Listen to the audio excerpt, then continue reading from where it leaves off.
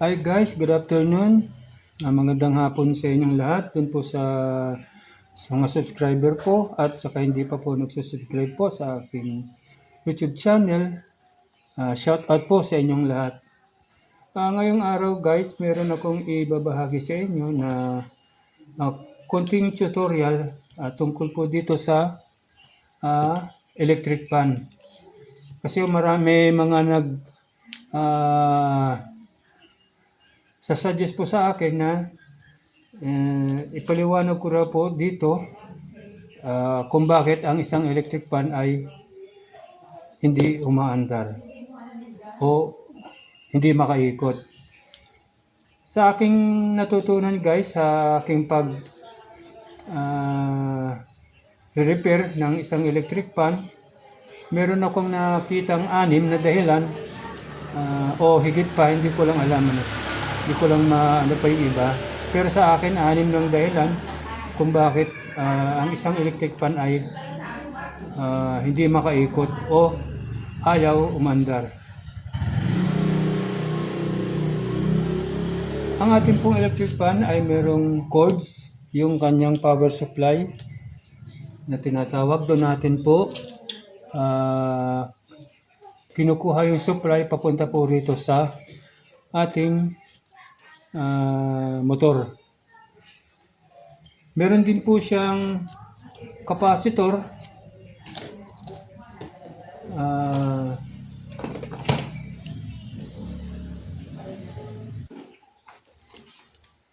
And guys, ito po yung cords. Ito yung sinasaksak natin sa outlet para makakuha tayo ng current or yung kuryente na para mapaandar natin tong kanyang motor o ang electric fan. Isa po ito sa mga dahilan, ano? Ito po kasi yung cords nito, minsan po napuputol po yan dito sa loob nitong ano na to. Hindi natin alam, minsan napuputol pala dyan. Kaya pag sinaksak natin to, ang akala natin ay sira yung ating motor. Yung pala, dito lang po siya naputol. Ito pala po yung may diferensya. Yan. Kaya kung halimbawa po, nag-testing nyo o yung inyo pong electric fan ay hindi umandar, i-test nyo po yung muna yung kanyang cords. Baka po may putol. Basta kadalasan po dito yan nangyayari ang putol. O kaya po yung ito naman cords niya o yung kanyang wire pwedeng nangat-ngat ng daga kaya nagkaroon po siya ng putol. So yan po isa sa mga dahilan kung bakit ang ating electric fan ay ayaw umandar. Yung pangalawa ko pong natutunan ay ito pong kanyang thermal fuse. Ito po yung thermal fuse niya. Ito. Ayan. Nakita niyo po ba guys? Yan, ito. May thermal fuse po siya dito. Yan pong thermal fuse dapat po ay nakadikit dito sa ating windings para ma-absorb po yung init, no? Yan po yung ginagawa ng mga electrician na gumagawa nito pong wirings. Yung kanina pong kinakabit na thermal fuse ay dinidikit po nila rito sa wirings. Yan. Pag ito pong thermal fuse, pag pumutok po siya, hindi na po papasok yung kuryente dito sa ating sa ating windings o sa ating motor. Kaya hindi rin po tatakbo o iikot yung ating electric fan. Pag once na naputol po yan, kasi po meron po yan dito sa loob nitong kudrado na to, yung sa loob niyan, dyan po yung connection niya. Ito po ay walang positive, negative. Ano lang po ito, continuity ang ating kinukuha rito sa thermal fuse na to. Pag may continuity po siya, okay po yung ating fuse. Pero pag wala po siyang continuity o wala po siyang resistance tayo makukuha, busted po ang ating thermal fuse. Kaya hindi po makakatakbo o makakaandar po yung ating electric fan. Ano po? Kung minsan naman po ay dito po sa ito pong wirings natin, meron po siya minsan dyan napuputol sa loob niyan. Halimbawa po sa sobrang init, dahil hindi po kasi 24 hours po yung ating 24/7 nga po minsan yung ating electric fan. Sa sobrang init po napuputol po yung mga wiring siya dyan sa loob. Kaya wala na tayong makuhang resistance dito sa kanyang wirings o itong kanyang speed na tinatawag. Ito pong connection ito pong galing dito sa loob dito po galing sa wirings. Ito po yung apat na connection. Ito po yung andito po yung speed 1, speed 2, speed 3. Ano po? At ito po ang kanyang common. Kadalasan po na basta po bagong bili na po natin yung ating motor, ito. Ang kadalasan po nilang ginagamit na common ay itong kulay green. Ayan. Ito pong kulay green, dito po natin ikinakabit yung line 2 ng ating power supply o yung cords. Dito po natin ilalagay yung line 2. Tapos yung line 1 po, direkta po rito sa dito po sa kanyang switch. Ayan. Ito po yung line 1. Ito naman po yung line 2. Ito pong line 2 kulay black. Dito po nakakabit yung common ng ating motor. Ayan. Tapos po, andito po ang speed niya po ay itong kulay white. Kadalasan din po kulay white ang kanyang speed 1. At ang speed 2 po ay itong kulay black. Ayan. At ang kulay red, ito po yung kadalasan na speed 3. At ito pong dalawang hiwalay na to, dito po natin kinakabit yung ating capacitor. Sa dalawa na to. Ito. Nakita niyo yan guys. Dito natin kinakabit yung ating capacitor. Ngayon po, pangatlo po, dito naman po sa ating capacitor. Kung minsan po ang ating capacitor ay mahina na ang kanyang resistance o ang kanyang mababa na po yung kanyang microfarad. Halimbawa po, katulad po nito, ito po ay 1.5 microfarad. Dapat po ang pag tinester natin nito, dapat po ang makuha nating reading ay 1.5 something or mababa man siya ng konti, 1.4. Okay pa po yun. 1.3, okay pa po rin. Pero medyo mahina na po yung ikot ng ating electric fan. Pero pag 1.4, 1.5, 1.45, okay pa po yung ikot ng ating electric fan. At pag mababa na po siya sa 1.3, 1.2, 1.1 hanggang 1.0, ay hindi niya na po kayang paikutin yung LC o yung motor ng ating pong electric fan. Ayan. Kasi nga po mababa na po yung kanyang microfarad. Ito rin po ay isa sa mga dahilan kung bakit hindi rin makaikot ang ating electric fan dahil sa bumaba na po yung kanyang microfarad. Ito naman po yung ating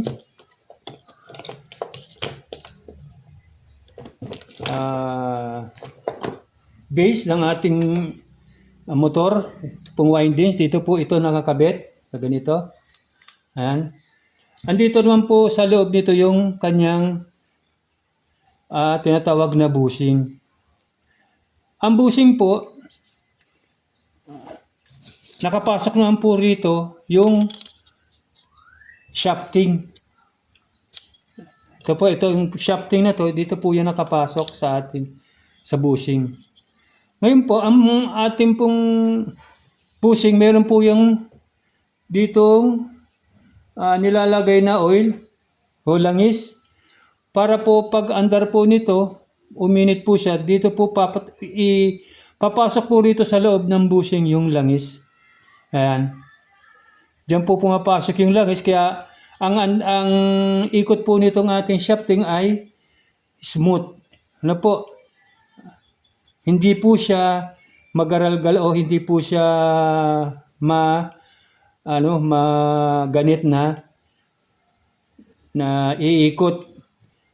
Ang problema lang po rito, kung meron pong alikabok na pumapasok po rito sa loob ng ating bushing. Pag pumasok po dyan ng alikabok, then magsasama po sila ng oil. Ang mangyayari po nun, tapos medyo po konti na lang yung oil natin dito. Kasi may pump po yan sa loob. Pag medyo ano po ang oil niya, o konti na lang po, or wala na siyang oil, ang mangyayari po, tumitigas po yung alikabok na nakasama dun sa oil. Kaya ang mangyayari po rito, mapipigilan niya na pong umikot itong bushing. Yan. Dahil po, nagiging ano na siya, maganit na yung alikabok at saka yung oil na nagsama at natuyo na siya. Yung natuyo na siya, guys, talagang magdidikit na yung ating shafting. Hindi na to makakaikot. Wala na yan, hindi na yan iikot, hindi na kayang paikutin ng nito capacitor, maski bago yung ating capacitor. Pag oras na mag-stack up na po, kasi nag-i-stack up na po yan dyan, itong ating shafting sa loob ng bushing. Ayan. Pag nag-stack up po siya, ayun, hihinto na po yung pag-ikot ng shafting na to.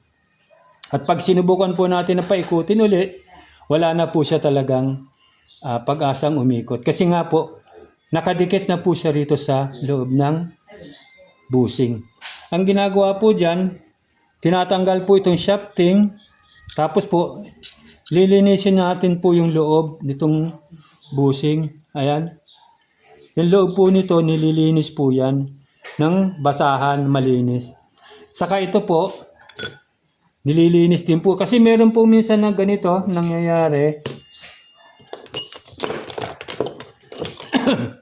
Excuse me. Ito po yung ibang bushing na tinanggal ko na. Ito pong problema naman ito ay kinakayod nyo na yung loob nitong bushing. Bakal sa bakal na yan. Halimbawa po, naubusan siya ng langis at wala naman pong alikabok na pumasok dito sa ating bushing. Magiging bakal sa bakal na po yung maglalaban. Ito pong pag-ikot dito pong shafting, iinit po ng iinit yan. Ngayon magkakaroon po siya ng mga scratches. Yan. Katulad, ito, scratch po yan. Lalalim po itong ating, magkakaroon po yan ng parang kanal na. Ngayon, ang mangyayari niyan po, ay luluwag po itong ating shafting dito sa bushing. At magkakaroon na rin po ng pagluwag itong bushing dahil po dito sa scratches na to, dahil sa bakal na po yung naglalaban dito, mababawasan po yung bilog nitong bushing. Ngayon po ang tendency po niyan, luluwag po siya. Pag lumuwag po ito, halimbawa lumuwag na po itong shafting sa bushing, magiging na po siya, maalog. Pag umalog po siya, ang mangyayari naman po dito,